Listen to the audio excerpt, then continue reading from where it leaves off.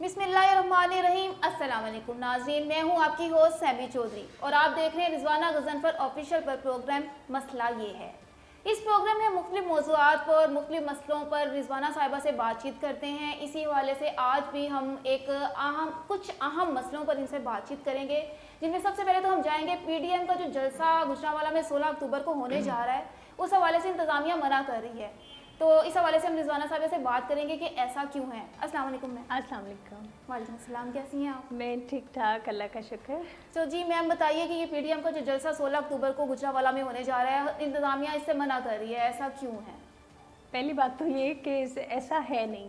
क्योंकि देखें जब इन्होंने जलसों की बात की थी तो उससे पहले भी यही बात हुई थी कि खान साहब ने कहा था कि ठीक है इन्हें जहाँ जहाँ जलसे करने हैं ये जलसे करें। और अभी भी आप देख लें, अभी न्यूज़ में भी अभी भी मैं देख के आ रही थी तो यही बात हुई है कि वहाँ पे हर तरह की इनको आज़ादी दी गई है। और बल्कि अभी उनके जो नून लीग के अरकान हैं उन्होंने वहाँ पे विज़िट भी किया है। तो ये तो सिर्फ वही बातें हैं कि जी हमने कुछ ना कुछ कहना है, खाम खा की बातें जो उड़ाई जा रही हैं कि जी इजाज़त नहीं दे रही, बल्कि हम तो चाहते हैं कि ये जलसा करें और आवाम के सामने एक्सपोज हों कि भाई आपको पता चले कि कितने लोग आपके जलसे में आते हैं। इन्होंने लाहौर में जो जलसा किया था तो समझ आ गई थी कि जी आपको पता है कि किस तरह इनका जलसा फ्लॉप हुआ था। मैं यही कहूँगी कि हमारी तरफ से कोई ऐसी बात नहीं है, जबकि हमें याद है कि जब हम अपोजिशन में थे और हमारे जलसे होते थे तो किस तरह कंटेनर लगाकर और किस तरह से हम लोगों को रोका जाता था। मैं ख़ुद पर्सनली मैं अपना एक्सपीरियंस बताऊंगी कि हमारा इधर जलसा था और उसके लिए मैं कभी इधर जाती थी कभी उधर जाती थी और इस तरह से इन्होंने रोक दिया था। और वो बदतमीज़ी ख़वातीन के साथ होती थी कि मैं उसका मतलब यहाँ मैं उसको बयान नहीं कर सकती कि जिस तरह से हमारे साथ बात होती थी, कैसे लगता था कि पता नहीं हम इस मुल्क के शहरी ही नहीं है, पता नहीं हम कौन है जो हमारे साथ इस तरह बिहेव किया जा रहा है। देखिए जमहूरी हुकूमतों में सबको हक होता है प्रोटेस्ट करने का, जलसे करने का हक होता है। तो ये तो ऐसे इनको पता होता था कि जी हमेशा से आवाम ने देखा है कि खान साहब के जलसे जिस तरह से लोग आते हैं, क्योंकि हम पटवारियों को ना तो बसों में बिठा के लाते हैं, ना उनको कीमे वाले नान और बिरयानी का लालच दे के हम लेके आते हैं। हमारे जलसों में जब भी लोग आते थे खुद से आते थे और कभी भी ये नहीं हुआ कि बसें और वैगनें भर के लाई जाएं। तो बहरहाल अब वो जलसा कर रहे हैं, बहुत अच्छा करें, आपका हक है, जमहूरियत में आपको ये हक है कि आप जलसा करें, आप प्रोटेस्ट करें। तो हमारी तरफ से कोई रुकावट नहीं है, बल्कि आप देखते हैं कि आप कैसे ये एक्सपोज होते हैं, कैसे इनका जलसा कामयाब जाता है। हम तो इंतज़ार कर रहे हैं। यानी कि आपके कहने का मतलब है कि इंतज़ामिया इस बात से मना नहीं करी है, जस्ट एक अफवाह है? नहीं जी, बिल्कुल ये खामखा की बातें की जा रही हैं। हमने कोई कंटेनर नहीं लगाए हैं, ऐसा कुछ भी नहीं किया जा रहा है। और अभी आप देख लें कि इनको बिल्कुल फ्री हैंड दिया गया है कि ये जलसे करें और ये खुद आवाम के सामने एक्सपोज हो। यानी कि आपकी तरफ से किसी किस्म की कोई पाबंदी नहीं है, लेकिन ये खुद अपोजिशन की तरफ से खुद ही से एक ऐसी अफवाह के तौर पर एक बात उड़ाई गई है। इसके अलावा आप मुझे ये बताएं कि एक और मैं आपसे ये क्वेश्चन करना चाहूँगी कि अगर हम बात करें, जहाँ भी देखें हुकूमतों पर बात करें तो 20% अवाम जो है वो इमरान खान के ख़िलाफ़ बात कर रही है, इमरान खान के ख़िलाफ़ बोल रही है। इस हवाले से आप क्या कहेंगे? पहली बात तो ये कि मेरा ख़्याल है आपने शायद पिलडैट की रिपोर्ट नहीं देखी कि जिसमें अभी जो एक सर्वे हुआ है, अभी कुछ 4-5 दिन पहले की बात है, कि उसमें आवाम से जो सर्वे किया गया है उसमें तकरीबन जो 38% जो लोग हैं उन्होंने थोड़ा सा हुकूमत के ख़िलाफ़ बात की, लेकिन जो 43% लोग हैं उन्होंने ये कहा कि इनको 5 साल पूरे करने का मौका देना चाहिए और हम फ़िलहाल जो है वो इनसे मुतमईन हैं और हम चाहते हैं कि ये हुकूमत 5 साल पूरे करे। बात वही आ जाती है कि जब हुकूमत को हर तरह के क्रिटिसिज्म का सामना होता है, लेकिन जब से हमारी हुकूमत आई है जितना क्रिटिसिज्म हमने फ़ेस किया है, चाहे वो मीडिया की तरफ से हो, चाहे वो अपोजिशन की तरफ से हो, चाहे वो जिधर से भी हो। और मैं पहली बात ये बताऊं आपको सिमी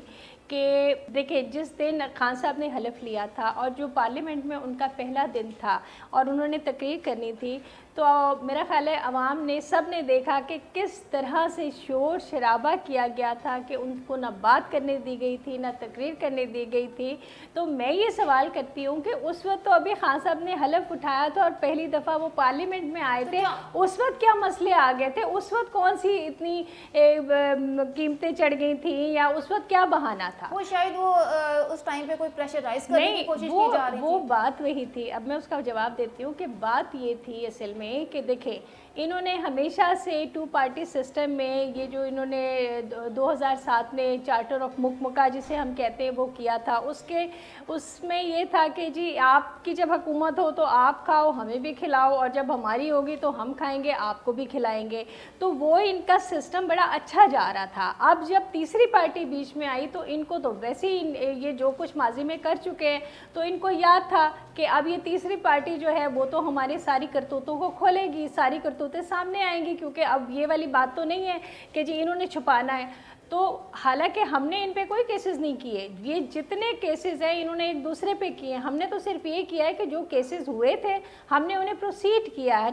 नैब उन केसेस को आगे लेके चल रही है। ये नहीं है कि हमने वो केसेस बनाए हैं, क्योंकि इनका तो वही है ना कि जी आपने किया तो अच्छा जी आप चुप रहो। तो हम तो सिर्फ उन केसेस को ये है कि हमने इदारों को आज़ाद किया और हम इदारों की आज़ादी के ऊपर यकीन रखते हैं, और इसी वजह से हमने कहा कि भाई जिसके जो केसेस हैं आएँ, उसका सामना करें और उसको फेस करें। तो अब मसला यही आ जाता है कि अब मसला उस साइड पर है कि अब इनको ये पता है कि माजी में जो इतने अरसे से ये पाकिस्तान के इदारों को इन्होंने जिस तरह से पोलिटिसाइज़ किया और जिस तरह से आवाम के पैसे को लूटा, और अपने चाहे वो मेफेयर के अपार्टमेंट्स हों, चाहे वो एवन फील्ड के अपार्टमेंट्स हों, चाहे वो जाती उम्रा का घर हो, चाहे जो कुछ हो, तो अब जो कुछ बनाया है और जो कुछ ये करके बैठे हैं, तो अब इनको सारी मुसीबत उस चीज़ की है। क्योंकि आप देखें ये जो बेनामी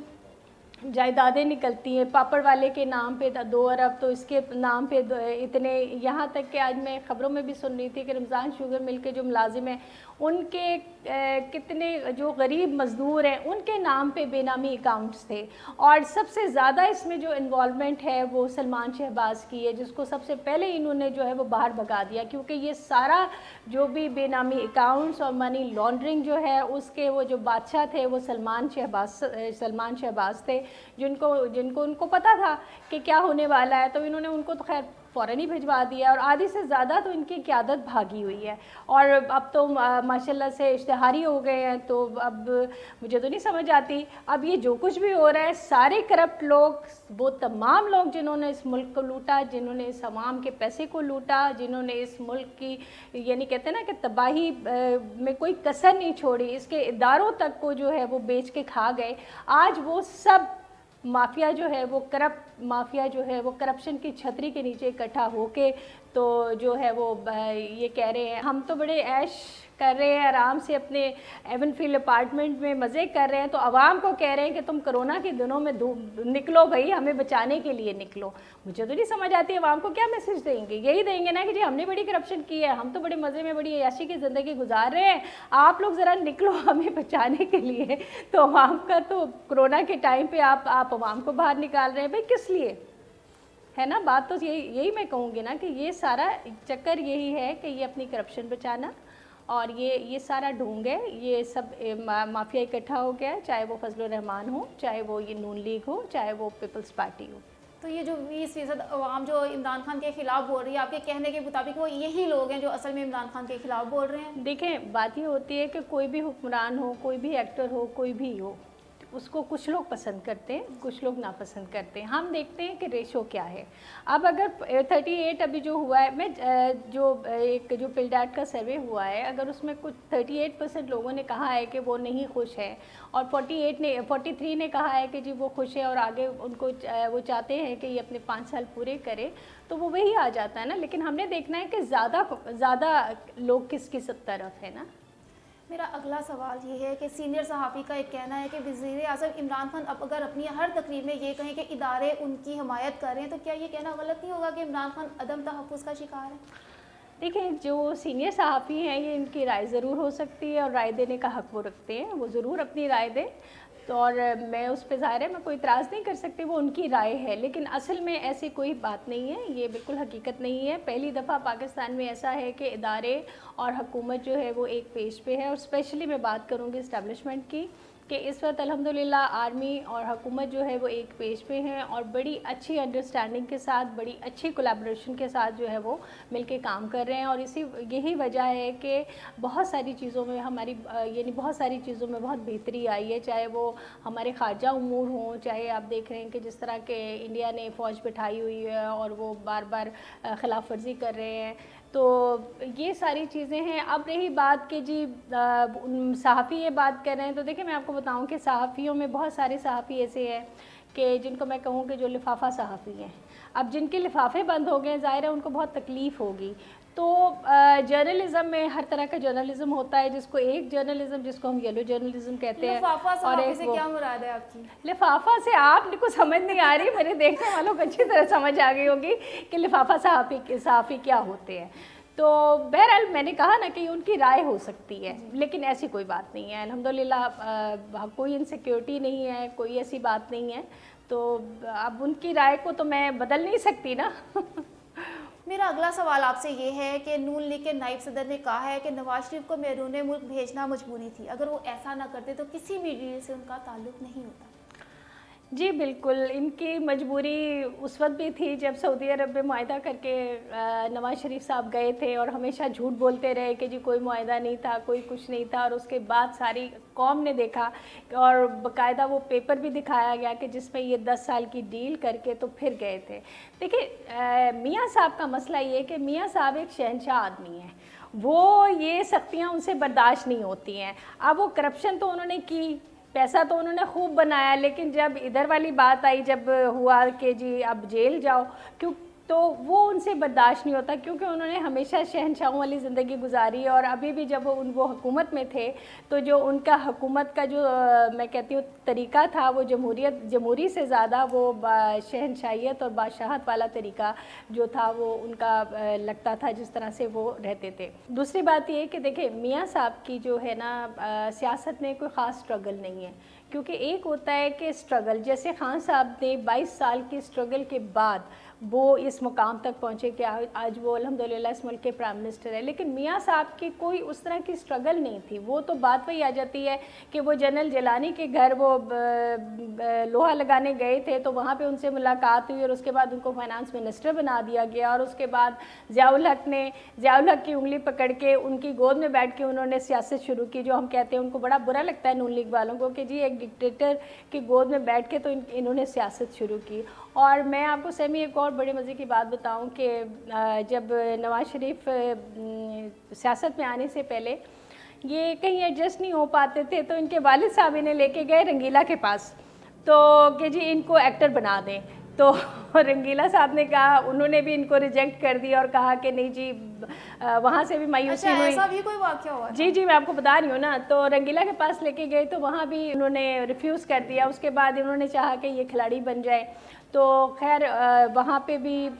یہ زیادہ مطلب اس طرح سے کامیاب نہیں رہے۔ اس کے بعد جب یہ وہاں پہنچے کیا کہتے ہیں جنرل جیلانی کے پاس، تو تب یہ فائنانس منسٹر بنے، لیکن ان میں کوالٹی ایکٹر کی بھی تھی اور کھلاڑی کی بھی۔ اب وہ کیسے، آپ اسے پوچھیں گی وہ کیسے، میں آپ کو بتاتی ہوں۔ وہ ایسے کہ یہ بنے جو ہے نا کرپشن کے کھلاڑی بن گئی ہے، اور جو ایکٹنگ آپ نے دیکھی ہوگی کہ جب وہ جا رہے تھے لنڈن اپنے علاج کے لیے، تو اس سے پہلے جس قسم کی وہ پرفارمنس تھی ان کی دی گئی، اور وہ جیسے ہی لنڈن جانے کی پرمیشن ملی تو وہ جس طرح بھاگ کے سیڑھیاں چڑھے ہیں، تو وہ سارا عوام کے سامنے آ گیا کہ بھائی میاں صاحب تو بہت بڑے ایکٹر بھی ہیں۔ تو وہ خاصیتیں تو دونوں تھیں ان کے ساتھ۔ اس کے بعد اب دیکھیں کہ بات ہوتی ہے کہ جیسے بات کرتے ہیں جمہوریت کی بات کرتے ہیں، تو اب میاں صاحب نے تو خود جنیجو کی حکومت جو ہے وہ ضیاء الحق کے ساتھ مل کے جنیجو کی حکومت کو گرایا، اس کے بعد بے نظیر کی حکومت کو 2 دفعہ انہوں نے گرایا، پھر جب گیلانی صاحب جو تھے وہ پرائم منسٹر تھے تو تب بھی میاں صاحب کالا کوٹ پہن کے تو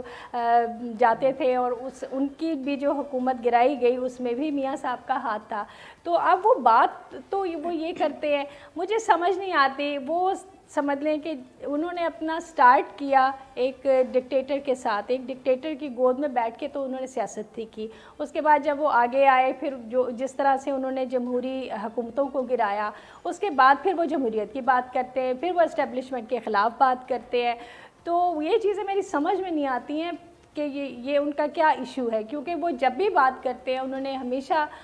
जो बात हमारी फ़ौज के ख़िलाफ़ बात की, और हमेशा जो उनका नैरेटिव रहा है वो हमेशा उनके ख़िलाफ़ रहा है। और अब मेरा ख़्याल है लोगों को याद होगा कि चाहे वो डॉन लीक्स हों या जो भी हों, कि मोदी का नैरेटिव और ट्रंप का नैरेटिव और इनका नैरेटिव, ये तीनों एक हमेशा रहे हैं। उन्होंने हमेशा फ़ौज के अगेंस्ट बात की है, जबकि मुझे समझ नहीं आती कि आज अगर मैं और आप यहाँ सुकून से बैठे हैं, या मियाँ साहब भी अगर जब यहाँ पे थे तो वो सुकून से रात को सोते थे, तो वो इसकी बदौलत कि हमारी पाक आर्मी, हमारे फ़ौजी जवान जो हैं वो सरहदों की हिफाजत कर रहे होते हैं, उस वक्त वो अपनी जानें दे रहे होते हैं कि हम अपने घरों में अपने फैमिली के साथ सुकून से होते हैं। और मुझे नहीं समझ आती कि क्यों उनका ये रवैया है कि वो हमेशा जब भी उनकी बात होती है, उनका नैरेटिव जो होता है वो इतना नेगेटिव क्यों होता है आर्मी के लिए। बहरहाल हम अपने इदारों की रिस्पेक्ट करते हैं, और मेरा ख्याल है सबको करनी चाहिए, और उन्हें इस तरह की बातें जो हैं वो नहीं करनी चाहिए। अब रही बात डील की, तो देखें मियाँ साहब जब यहाँ पे थे तो वो ज़ाहिर है अगर वो जेल भी जो है वो वो VIP जेल थी जहाँ उनको हर सहूलत थी, उनके घर से खाना पक के आता था, और वही वो जो उनके शौक सिरीप आए ये वो सब कुछ वो खाते थे, तो इतनी सहूलतें उनको दी गई थी। लेकिन उसके बावजूद वो ज़ाहिर है उनका यही था कि बस किसी तरह मैं यहाँ से निकलूँ, तो उसके लिए जो भी बीमारी का जो भी बहाना किया गया, और जिस तरह से यहाँ से वो निकले, और वहाँ जाके आप देखें कि कितना टाइम गुजर गया है, कोई वहाँ पे ना तो वो किसी हॉस्पिटल में एडमिट हुए हैं, ना उनका अभी तक कोई ट्रीटमेंट हुआ है, और वहाँ से अब जाके एक मुजरिम वहाँ से बैठ के तो कॉन्फ्रेंसेस कर रहा है। अब जिस दिन मीटिंग थी तो मियाँ साहब ने पूरा घंटा तकरीर की और 9 घंटे वो मीटिंग में बैठे रहे। तो अब मुझे ये बताएं कि अब बीमार आदमी जो है वो 9 घंटे तक किसी भी मीटिंग में बैठ सकता है? तो अब ये तो उनको खुद सोचना चाहिए कि जब मैंने कौम से इतना बड़ा झूठ बोला है तो मैं कम से कम उस झूठ की पासदारी ही कर लूँ। अब वहाँ से बैठ के, वैसे मैं तो इस पे बड़ी हैरान होती हूँ कि एक मुजरिम जो है वो वहाँ से बैठ के मुलज़िमों से ख़िताब करता है, चाहे वो खाकान अब्बासी हों, चाहे वो, क्योंकि इन सब के ऊपर केसेस हैं। जी, ये तो कौम ने देखा है कि ना तो उनका कोई ट्रीटमेंट हुआ है और ना ही कोई ऐसी चीज़ नज़र आ रही है जिससे अंदाज़ा हो सके वो वाकई ही बीमार हैं। इसके साथ ही हम अपने अगले सवाल की जानिब चलते हैं कि वज़ीर आज़म इमरान खान की ज़ेर सदारत कौमी राबता कमेटी के इजलास में कहा गया है कि कोरोना केसेस की तादाद बढ़ती जा रही है, इसलिए जो होने वाले इज्तिमा आते हैं उन पर पाबंदी लगाई जाए। जी बिल्कुल, जिस तरह से खान साहब ने कोरोना के दिनों में कोरोना केसेस और कोरोना की जो ये पेंडेमिक था इसके ऊपर काम किया और जिस तरह से इसको कंट्रोल किया, आप जानती हैं कि इसकी पजीराई जो है वो बाहर के मुल्कों में भी हो रही है और लोग बाकायदा ये पूछा जाता है कि क्या स्ट्रेटजीज़ अपनाई गई थी और ऐसा क्या किया गया था कि पाकिस्तान जो है वो वहाँ पे बहुत कम जो है वो ये कोरोना फैला और बहुत कम अमवात हुई। तो और याद होगा कि बिल गेट ने स्पेशली खान साहब को फ़ोन किया कि आपने ऐसा क्या किया कि जिसकी वजह से आपने जो है वो इतनी जल्दी कोरोना को हैंडल कर लिया। तो उसमें सबसे इम्पॉर्टेंट तो ये था कि जो खान साहब का कॉन्सेप्ट था स्मार्ट लॉकडाउन का, उसकी वजह से जो है वो काफ़ी यानी लोगों का रोज़गार भी चलता रहा और जहाँ पे था, क्योंकि स्मार्ट लॉकडाउन का जो कॉन्सेप्ट है वो हमने ही दिया और उसका स्मार्ट लॉकडाउन से मुराद ये है कि वो जगह जहाँ पे ज़्यादा केसेस थे कोरोना के वहाँ पे हमने लॉकडाउन किया और बाकी लोगों को हमने नहीं किया कि जी हम सबको ही बंद कर दें। जिस तरह के इंडिया में जब कोरोना आया तो मोदी ने 5 घंटे के शॉर्ट नोटिस के ऊपर जो है वो सबको वो कर्फ्यू लगा दिया और उससे हुआ ये, अपने घरों से दूर थे जो जिन्हें कहीं और जाना था वो सारे एकदम से जब